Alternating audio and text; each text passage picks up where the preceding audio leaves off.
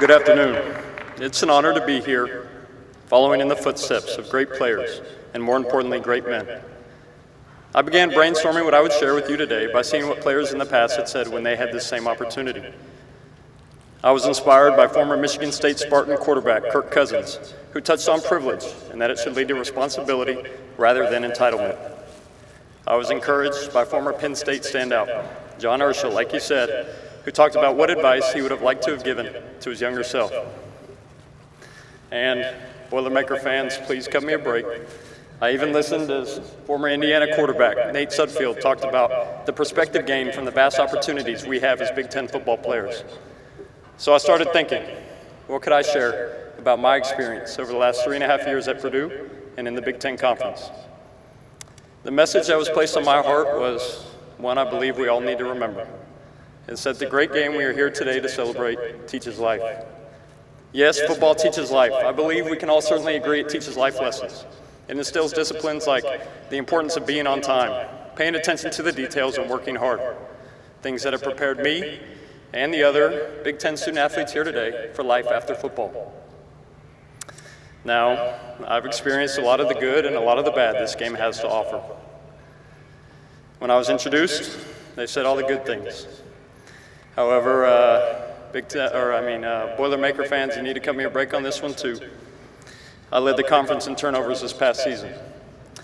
Now, football teaches the disciplines I mentioned a moment ago, but it also teaches you how to stand up when everybody else wants you to stay down. Football teaches you to never, ever give up. So when you fail, like I have, will you learn from it or quit? Football teaches life. It teaches perspective and responsibility through the opportunities we have as Big Ten football players. For me, perspective has come in the form of service. Through Fellowship of Christian Athletes at Purdue, my teammates and I have been able to take 5 trips to Bethesda Outreach, which is an orphanage in South Africa. It holds a special place in my heart where I'm reminded there are people much happier with much less than I have. Now, I have football.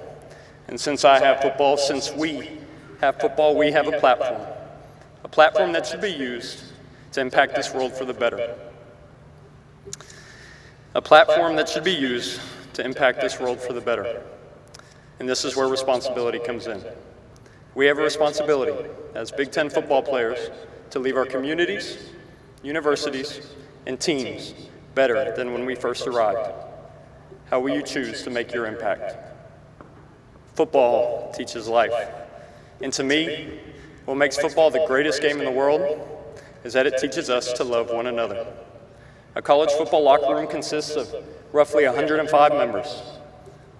Black, white, Asian, Hispanic, rich, poor, and from the middle class, Christian, Muslim, atheist, Jew.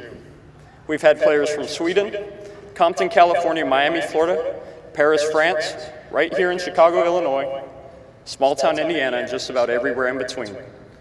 We even have players who affiliate with different political parties. And you know what? That's the beauty of life. On this stage with me are 14 of the finest football coaches in the country, born over the course of 4 decades from 10 different states, each with a number of different experiences that have placed them in the seats they're in today. Each the leader of a team as diverse as any organization the United States has to offer. And that's the beauty of life. In this room, there are fans that bleed blue, despise the team up north, others that say on Wisconsin or go Hawkeyes, all brought together by football. Now, I believe football teaches life to those who play it. However, it doesn't have to stop there. Our country could learn from the game of football, because diversity is also what makes the United States special.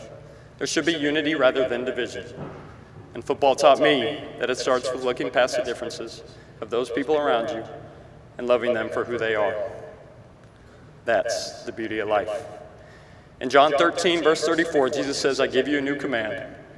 Love one another, just as I have loved you. You must also love one another. So, how will you reach beyond yourself in order to love those that are unlike yourself? My challenge today for myself, the Big Ten student athletes here, and college football players around the country is to not let it end at the locker room. Since football teaches life, May we go now and live that life fully to the benefit of others. Thank you. Boiler up, and God bless you all.